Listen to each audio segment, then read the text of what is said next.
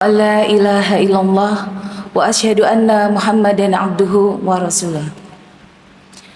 Allahumma salli wa sallim wa barik ala sayyidina Muhammad wa ala alihi wa sahbihi ajma'in, amma ba'du. Assalamualaikum warahmatullahi wabarakatuh. Bapak Ibu, para dosen, tenaga kependidikan, mahasiswa seluruh sivitas akademika Universitas Aisyah Yogyakarta, dan juga para jamaah Masjid Walidah Dahlan yang dirahmati Allah. Pada hari ini adalah hari yang sangat mulia, karena pada hari ini seseorang yang menjadi cahaya kehidupan telah dilahirkan beberapa abad yang lalu. Alhamdulillah, pada hari ini kita diberikan kesempatan oleh Allah untuk berkumpul dalam majelis yang insya Allah bermanfaat ini, sekaligus mensyukuri kelahiran beliau yang oleh Allah dikirimkan sebagai penyelamat kehidupan umat manusia yang pada masa itu berada di zaman jahiliyah. Beliau tak lain dan tak bukan adalah junjungan kita Rasulullah Muhammad sallallahu alaihi wasallam, yang syafaat beliau senantiasa kita nanti-nantikan di yaumul akhir. Semoga kita termasuk golongan umat yang layak mendapatkan syafaat beliau kelak. Amin ya rabbal alamin. Kelahiran Rasulullah, Bapak dan Ibu, adalah simbol kasih sayang Allah. Beliau adalah pembebas, merupakan figur penggerak, pencerah, pembebas kemanusiaan dalam segala aspeknya. Allah mengutus beliau sebagai suri tauladan bagi kita semua dan sebagai wujud nyata dari ayat-ayat Allah dalam kehidupan kita.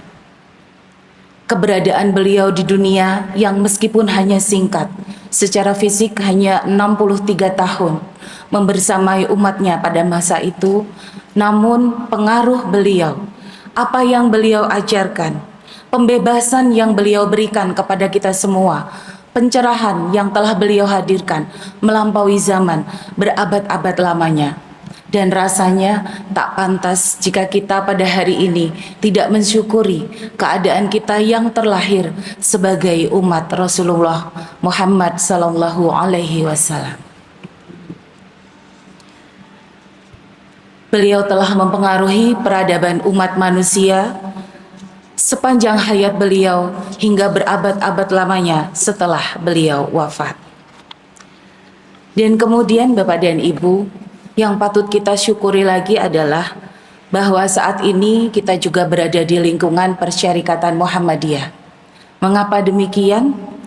Karena Muhammadiyah yang hadir dengan konsep Islam berkemajuan pada awal masa berdirinya memiliki tujuan untuk menyebarkan pengajaran Rasulullah Muhammad sallallahu alaihi wasallam, sebagaimana disebutkan di dalam buku Risalah Islam Berkemajuan yang dapat Bapak Ibu dan adik-adik baca nanti ya, bahwa tujuan itu ditujukan untuk seluruh penduduk Indonesia dan khususnya untuk penduduk wilayah Yogyakarta pada masa itu, tempat di mana Muhammadiyah dilahirkan.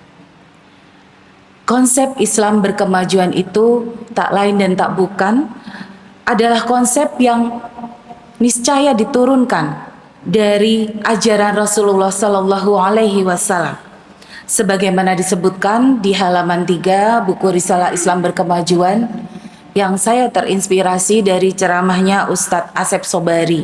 Beliau menyitir beberapa kalimat dari buku Risalah Islam Berkemajuan. Di situ disebutkan, Bapak dan Ibu jamaah Masjid Walidah Dahlan yang dirahmati Allah, bahwa keunggulan yang ditunjukkan oleh umat Islam selanjutnya harus bermakna bagi kemajuan bangsa dan seluruh umat manusia sebagai perwujudan risalah Nabi Muhammad sallallahu alaihi wasallam yang menjadi rahmat bagi seluruh alam. Berarti sangat tegas Bapak dan Ibu, Muhammadiyah mengambil peran seperti apa di tengah bangsa ini, dan sangat relevan dengan kondisi yang akhir-akhir ini memanas gitu ya. Kemudian masih di dalam buku yang sama juga disampaikan untuk menegaskan peran Muhammadiyah. Islam berkemajuan merupakan cara pandang bahwa Islam adalah agama universal yang mengajarkan kehidupan yang maju dan menuntut umatnya untuk mewujudkan kemajuan itu dalam semua aspek kehidupan pada tataran pribadi, masyarakat, umat, bangsa, dan kemanusiaan universal. Berarti Bapak dan Ibu, peran kita, khususnya Bapak dan Ibu yang memiliki peran sebagai Sivitas Akademika Universitas Aisyah Yogyakarta, bukan peran yang sepele ataupun remeh-temeh, tetapi peran yang sungguh sangat besar dan mulia artinya. Karena kita menjadi agen untuk membawa ajaran Rasulullah yang diwujudkan dalam konsep Islam berkemajuan. Masih dari buku Risalah Islam Berkemajuan di bagian penutup halaman 82 disampaikan bahwa Islam berkemajuan dikembangkan atas dasar keyakinan bahwa Islam adalah agama yang mengajarkan kemajuan dalam semua aspek kehidupan. Jadi dalam semua aspek kehidupan Bapak dan Ibu, baik itu ekonomi, pendidikan, kesehatan, dan semuanya itu merupakan amanah yang kita pikul bersama-sama. Sehingga ajaran Islam yang sangat integratif dengan semua aspek kehidupan, juga akomodatif dengan perkembangan zaman, sekaligus visioner dan futuristik dalam membaca zaman, merupakan ajaran yang memang sungguh-sungguh rahmatan lil alamin dalam arti yang sebenar-benarnya. Nah, Bapak dan Ibu sekalian, jamaah Masjid Walidah Dahlan yang dirahmati Allah, ajaran Islam yang diturunkan dan diwahyukan kepada Rasulullah Sallallahu Alaihi Wasallam kemudian diterjemahkan secara tekstual dan juga kontekstual oleh para sahabat beliau yang kemudian melanjutkan tampuk kepemimpinan pada masa setelah beliau wafat. Saya mengambil satu contoh saja supaya tidak terlalu lama Bapak dan Ibu, jujur saya grogi. Sampai saat ini apa yang dicontohkan oleh para sahabat Khulafaur Rasyidin pada masa itu menjadi sesuatu yang sesungguhnya sangat relevan dan refleksi kita bersama pada hari di mana Rasulullah dilahirkan dan pada saat bangsa kita sedang diuji dengan ujian yang tidak ringan, ujian persatuan, ujian saling menguatkan, atau apakah kita menghadapi ujian untuk saling melemahkan, gitu Bapak dan Ibu. Nah, saya mengambil contoh dari aspek ekonomi. Pada masa Khalifah Umar bin Khattab, beliau sudah membuat suatu konsep yang sederhana Bapak dan Ibu, karena ini konsep tentang keuangan keluarga, suatu satuan terkecil dalam masyarakat sekaligus juga merupakan satuan inti dalam masyarakat. Sederhana sekali, bukan yang mengawang-awang tentang negara, tentang konsep pemerintahan, bukan konsep tata kelola negara, bukan, tetapi konsep tata kelola keuangan keluarga.